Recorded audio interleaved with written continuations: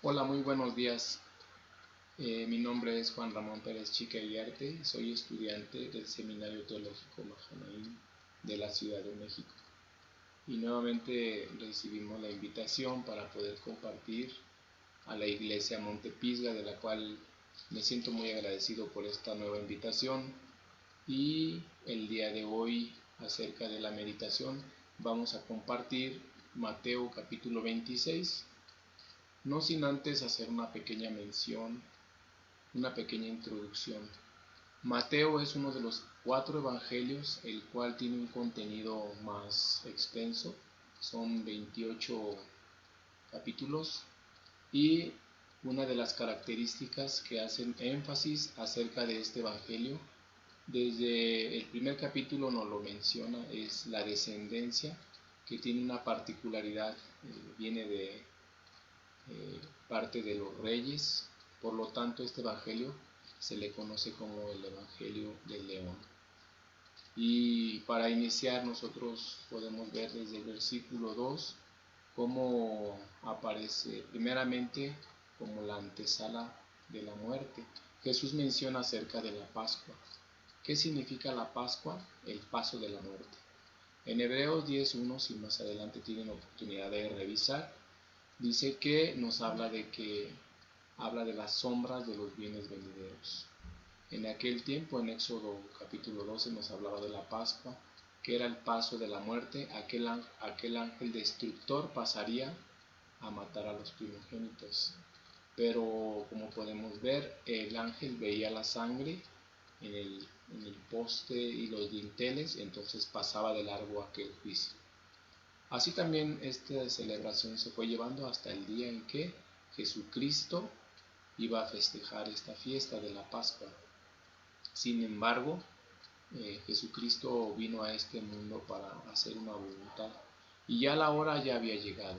Por lo tanto, Jesucristo mencionaba a sus discípulos que prepararan para la Pascua. Más adelante vemos en el versículo 7 como una mujer pecadora se acerca y hace un acto que era para muchos reprobable. Lo veían como un desperdicio. Aquella mujer tomó el frasco que tenía en sus manos, de gran valor, de gran precio.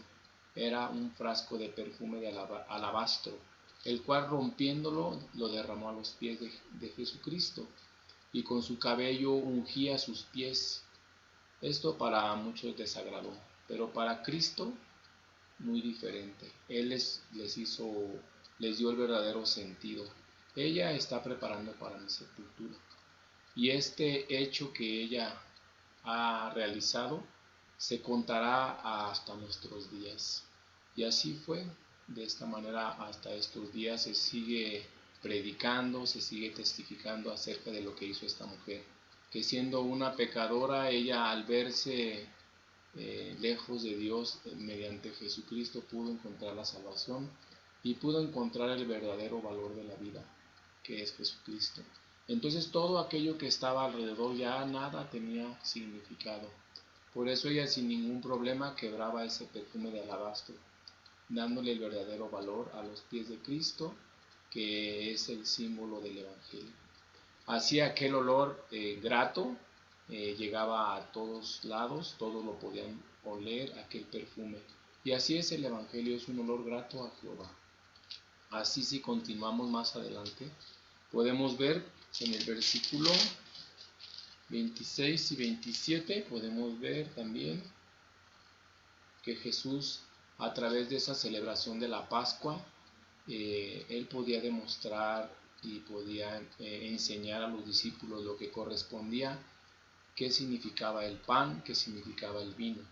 El pan simbolizaba su cuerpo que sería molido por causa de nuestros pecados, mientras que el vino simbolizaba la sangre que sería derramada para expiación de los pecados. ¿Qué significa? Que ese día se instituyó la Cena del Señor, una conmemoración que hablaba acerca de ese sacrificio, por lo cual recibíamos la expiación eterna de nuestros pecados, y que se haría todos los días hasta que Jesús viniera. Así como podemos ver cada una de las partes que la Biblia quiere hablar, nos habla acerca de la muerte de Jesucristo. Pero hay algo más interesante que debemos de saber. Aunque tiene hasta 75 versículos, pero hoy quisiera compartir una parte de todo este capítulo donde nos habla la enseñanza central, y esta la encontramos en San Mateo 26 desde el capítulo 30 al 32. Dice que cuando hubieron cantado el himno, salieron al monte de los olivos. Entonces Jesús les dijo: todos vosotros os escandalizaréis de mí esta noche, porque escrito está: heriré al pastor y las ovejas del rebaño serán dispersadas. Pero después que haya resucitado, iré delante de vosotros a Galilea. Cuando vemos que Jesucristo da esta palabra, Él no solamente da una palabra, sino quiere enseñar qué significan estas palabras. Y para eso podemos entender qué es lo que también nos quiere enseñar la Biblia.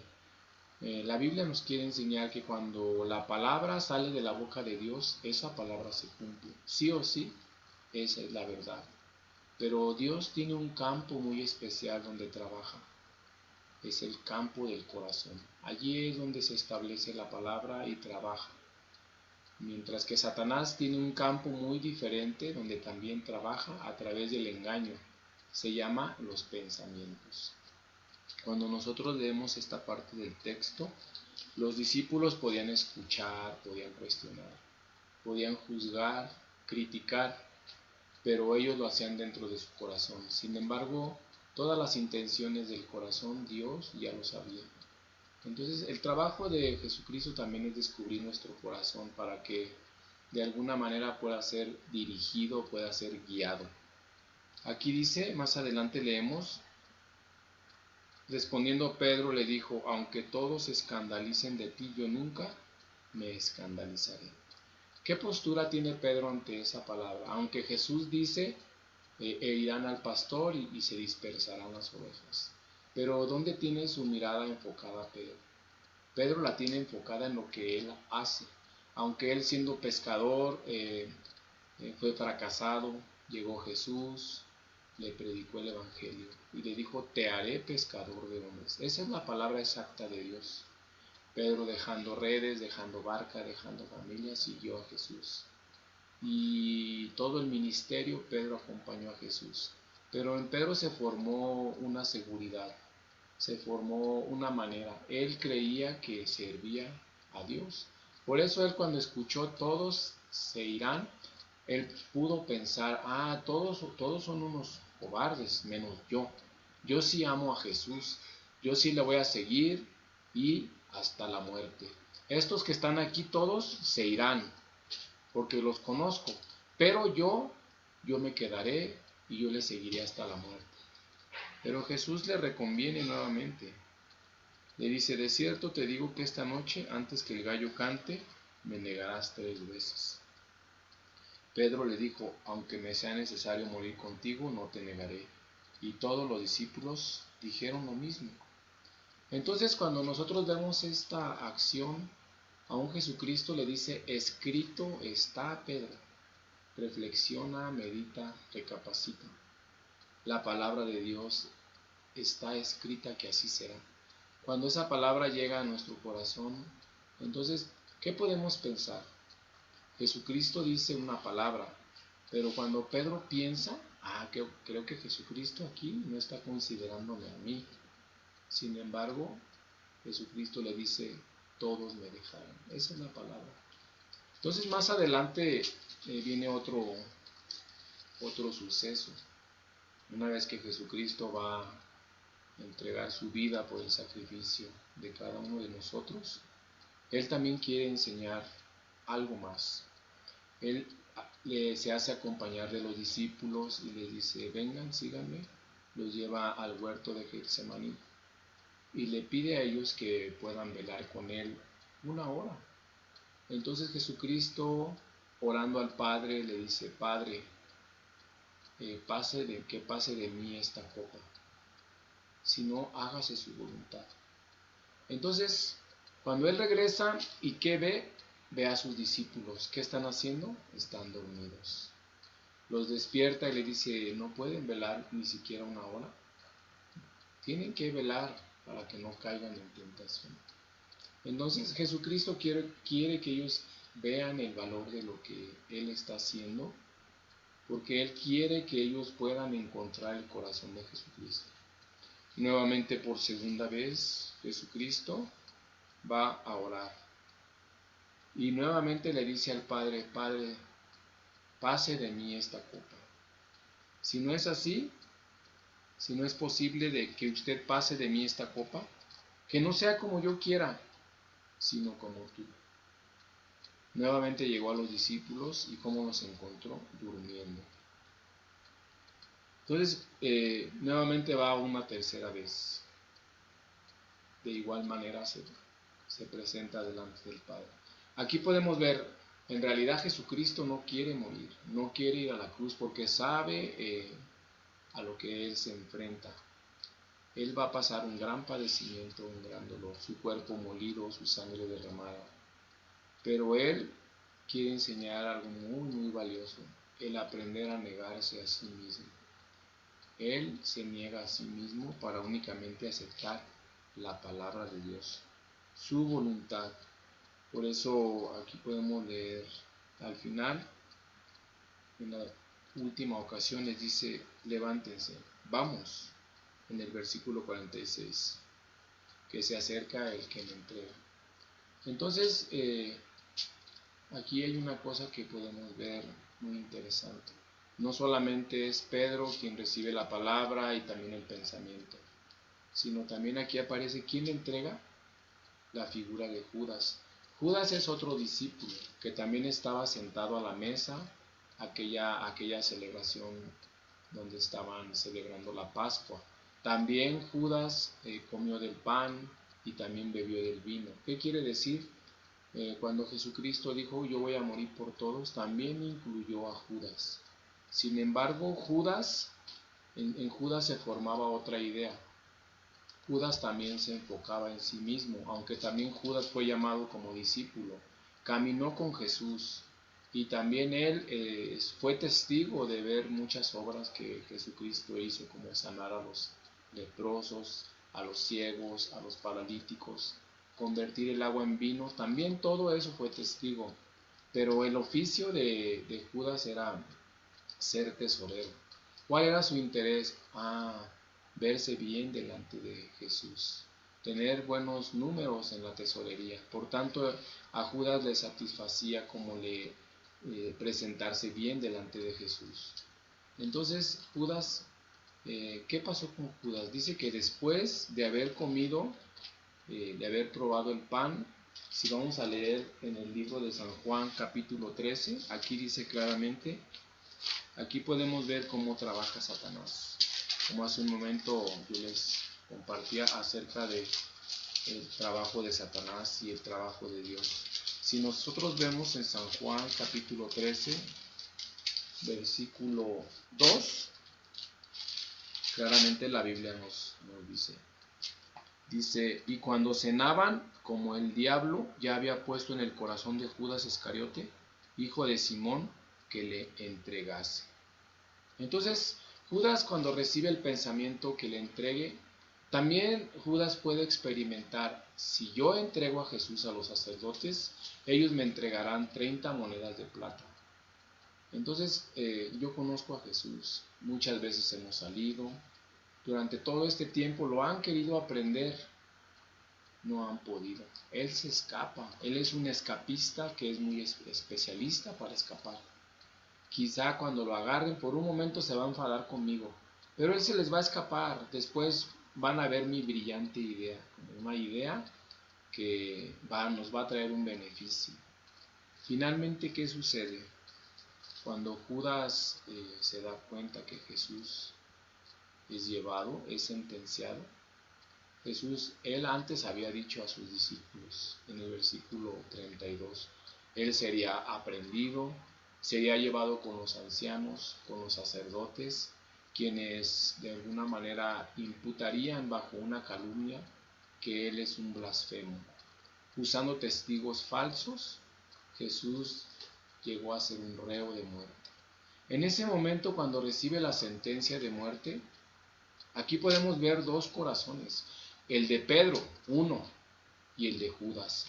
Judas le traiciona, le vende por 30 monedas de plata.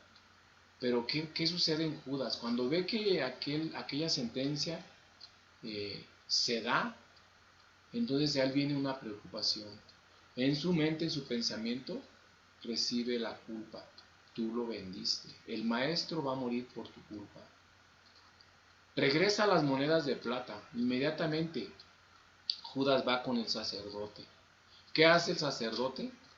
Dice, estas monedas están llenas de sangre.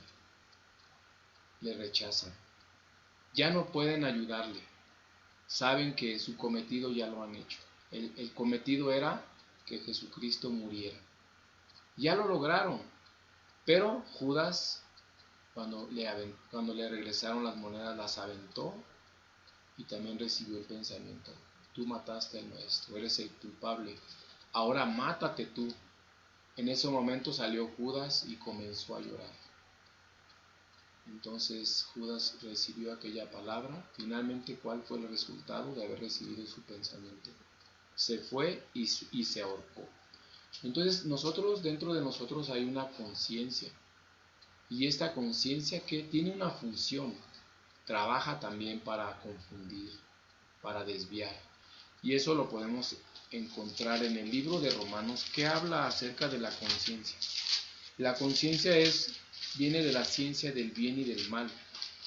Pero aquí la misma Biblia nos dice en Romanos capítulo 2, versículo 15, les paso la lectura, mostrando la obra de la ley escrita en sus corazones, dando testimonio su conciencia y acusándoles o defendiéndoles sus razonamientos. Entonces finalmente Judas recibió su pensamiento, aquel pensamiento que viene de Satanás. Primero le dice, véndelo, le da la brillante idea.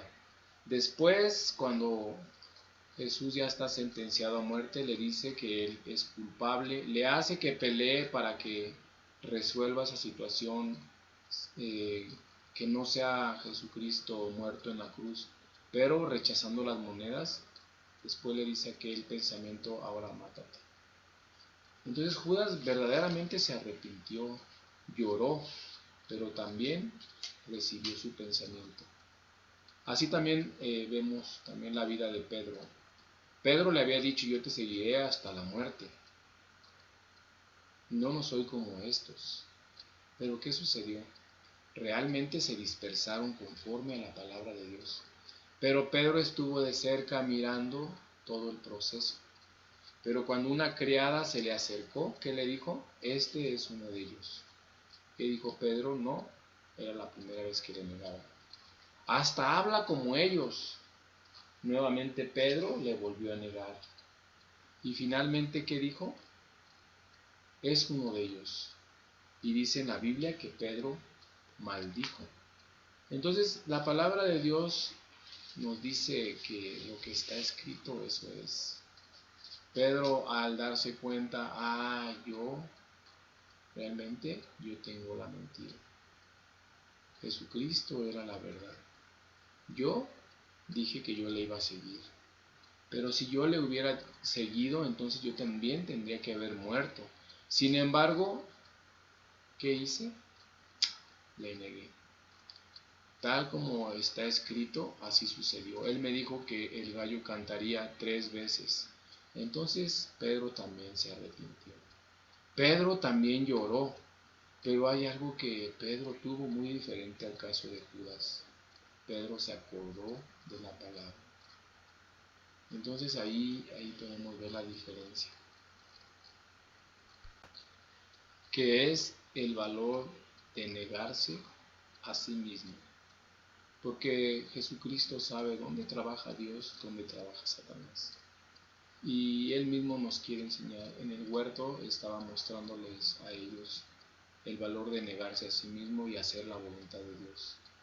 Y también podemos verlo en el libro de San Mateo, capítulo 16, versículo 24. Entonces Jesús dijo a sus discípulos: si alguno quiere venir en pos de mí, niéguese a sí mismo, tome su cruz y sígame. Entonces la Biblia tiene mucha sabiduría. La Biblia nos habla acerca de que lo más importante es poder escuchar la palabra, creerla desde el corazón. En nuestra mente continuamente llegan los pensamientos, más de 60,000 pensamientos, 85% negativos, son repetitivos. El 15% son los que vienen de la palabra y son verdaderos, pero muchas veces se nos olvida. Continuamente desechamos, menospreciamos cuando realmente en el corazón se establece. Entonces podemos recordar la palabra. Cuando Pedro se acordó de aquella palabra, entonces llegó el verdadero arrepentimiento. Pero el tiempo en que Jesús fue crucificado también, Él fue llevado a la tumba. Él, al ir a la tumba, daba una palabra, que Él resucitaría. Entonces, la verdadera esperanza del cristiano es la resurrección. Si Jesús dijo que iba a resucitar, entonces también esa esperanza llegaría al corazón de todos los creyentes, los cristianos. ¿Para qué tendría que resucitar Jesucristo? Primero que nada, para nuestra justificación. Mientras Jesucristo estaba en el sepulcro, entonces en los discípulos había esa zozobra. Pero Jesús, como dijo en el versículo 32, ya Él había dado una palabra. No solamente hablaba de la muerte que Él tendría, sino de la nueva vida que aparecería. Y Él les dice en el versículo 32, pero después de que haya resucitado, iré delante de vosotros a Galilea. Jesucristo hace una cita, nos vamos a ver en Galilea. Entonces eso se debe de quedar en el corazón de los discípulos. Aunque el maestro muere, Él mismo lo dijo: yo voy a morir. Y también nos dijo por qué iba a morir: por nuestros pecados. Finalmente Jesucristo resucita. Aquella piedra es removida y la misma Biblia nos dice que fueron testigos a más de 500, se apareció a los discípulos, aún a Juan también le dijo, a Tomás el incrédulo: mete tus dedos en mi llaga y cree, le dice. Aquel tiempo Jesús también se presenta delante del Padre, va al cielo y le dice: Padre, estas son las pruebas de que yo he muerto por ellos. Y así en el tabernáculo del cielo, entonces aquellos cuernos del altar los cubre con su sangre. Eternamente nos da la redención. Entonces Jesús baja y se tiene que encontrar en Galilea. Pero ¿qué sucede? También empezaron a mencionar que el cuerpo lo habían robado los discípulos.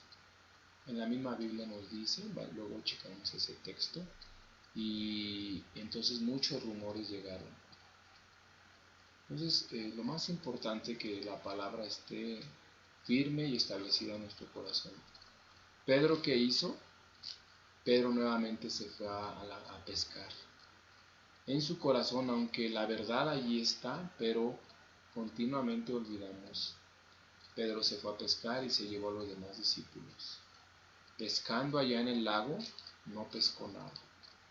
Nuevamente Jesús desde la orilla le dice: boga maraventa. Nuevamente pesca y aquella red está a punto de reventar. Entonces ellos se pudieron dar cuenta: ya está el maestro. El maestro ya los esperaba y estaba asando unos peces. Vengan a comer. Ellos se acercaron y Pedro también estaba allí. Después de haberle negado, ahí estaba delante de Jesús. Y Jesús le dijo: Pedro, ¿me amas? En Pedro ya había un entendimiento: realmente en mí no está la verdad. Y realmente en nosotros no está el amor. Si Dios no lo pone, no está el amor. Entonces Pedro le dice: tú lo sabes, o sea, yo no sé nada. Sin embargo, Jesús le dice: apacienta mis ovejas. Aunque Pedro le había negado 3 veces, él cómo podría tener seguridad para servirle en el ministerio si ya le había negado 3 veces? Pero por la palabra de Jesús, él podía creer. Nuevamente: Pedro, ¿me amas? Tú lo sabes, apacienta mis corderos. Finalmente, a la tercera vez, si 3 veces le negó Pedro, Jesús 3 veces le confirma el ministerio.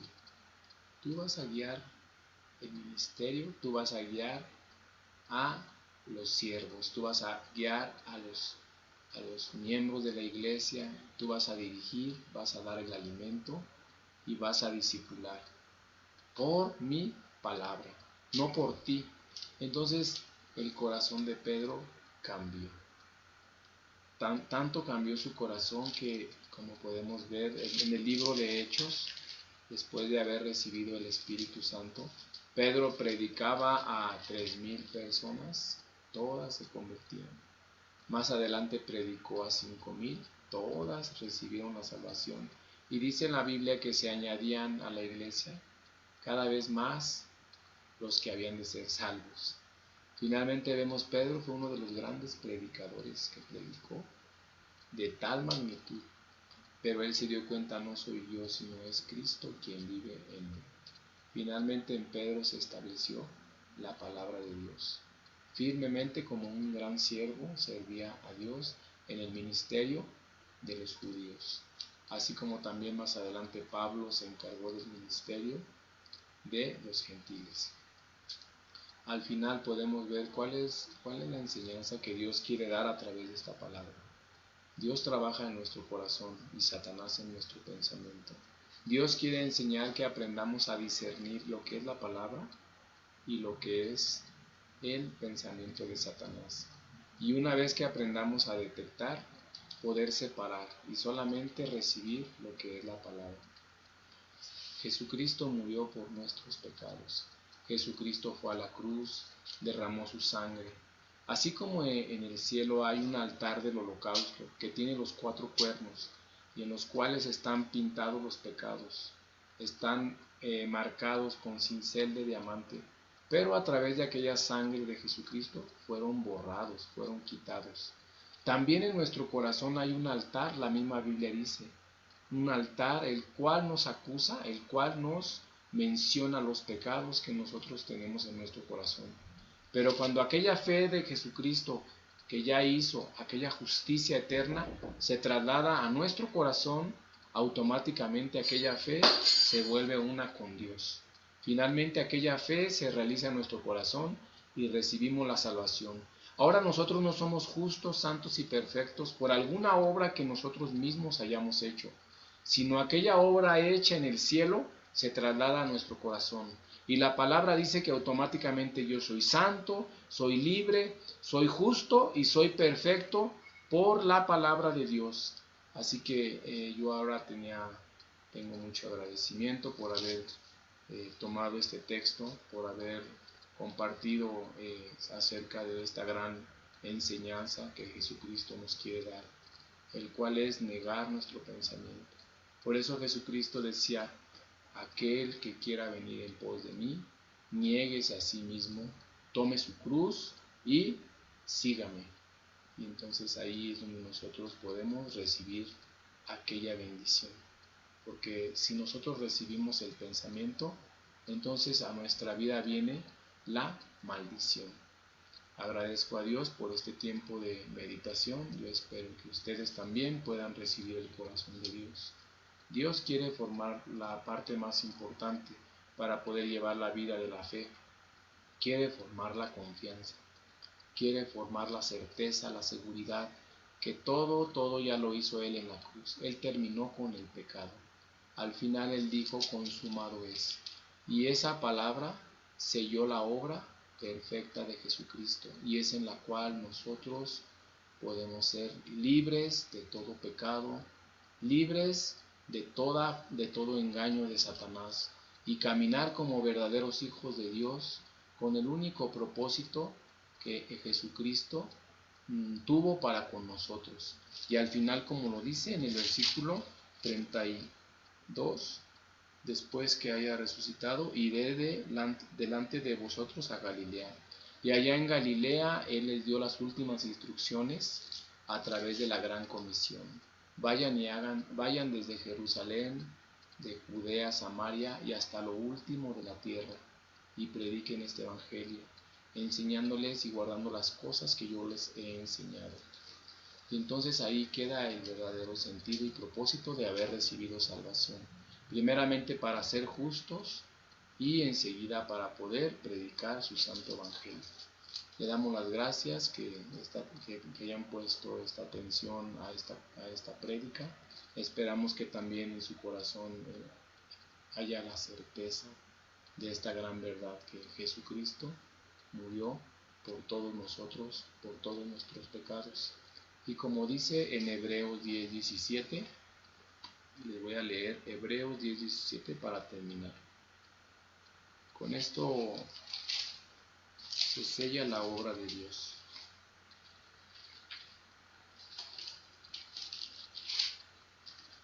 Dentro de la palabra podemos encontrar la verdadera certeza que nos da la seguridad, y así podemos avanzar. Cualquier situación que pasemos, Dios va a respaldar y Dios va a trabajar en nuestras vidas. Dice, y añade, y nunca más me acordaré de sus pecados y sus transgresiones, pues donde hay remisión de estos ya no hay más ofrenda por el pecado. Y agradezco a Dios y hoy quisiera orar. Muchas gracias, hasta aquí voy a compartir. Le damos gracias, Padre, por esta bendición que usted nos permite de poder escudriñar en su palabra, poder saber acerca de su voluntad, Señor. Aprender principalmente a negar a nuestro pensamiento y creer únicamente a su palabra. Realmente en su palabra está la verdad, en su palabra nada se mueve, mientras que nosotros continuamente por el sentimiento, por nuestra manera de pensar, continuamente nos movemos, pero su palabra permanece para siempre. Y ahí podemos tener la verdadera seguridad, la paz, la certeza y el gozo.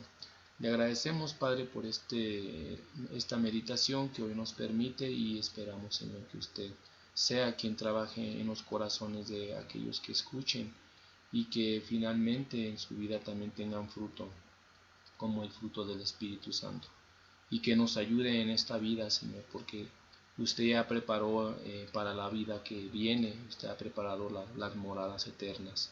Ayúdenos, Padre, continuamente necesitamos de su ayuda, continuamente nos olvidamos de la palabra, pero al final usted es quien nos establece. Le agradecemos por todo y oramos en el nombre de nuestro Señor Jesucristo. Amén. Hasta luego. Gracias.